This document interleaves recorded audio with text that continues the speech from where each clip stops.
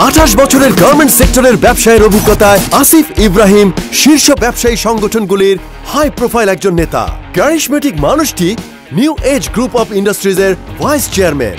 এর 10টি কোম্পানিতে 12,000 কর্মী কাজ করেন। বাৎসরিক টার্নওভার $140 মিলিয়ন। শুরুতে বলেছিলাম তার লিডারশিপের কথা। বর্তমানে তিনি চিটাগং স্টক এক্সচেঞ্জ পিএলসির চেয়ারম্যান। তিনি Dhaka chamber of commerce and ইন্ডাস্ট্রির সাবেক সভাপতি। FBCCI সহ নানা সংগঠনের পরিচালক হিসেবে দায়িত্ব পালন করেছেন। তিনি BGME এর একজন সফল পরিচালক। ক্যাপিটাল মার্কেট, ট্রেড এবং সাস্টেইনেবল ডেভেলপমেন্ট সেক্টরে তিনি সেরাদের একজন। আসন্ন BGME নির্বাচনে পরিচালনা পর্ষদে আমি একজন প্রার্থী।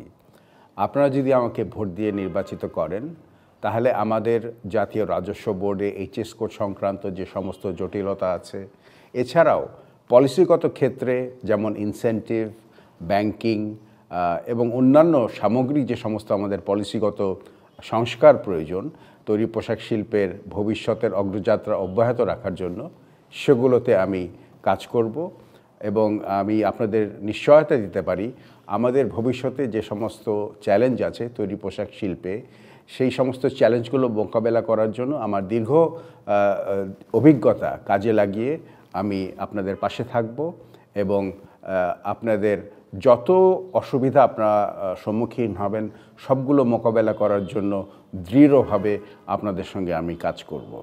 এটাই হচ্ছে আপনাদের কাছে আমার প্রতিজ্ঞা। আমি আপনাদের ভোট কামনা করি। আশা করি 9 মার্চ নির্বাচনে আপনারা আপনাদের ভোট দিয়ে আমাকে জয়যুক্ত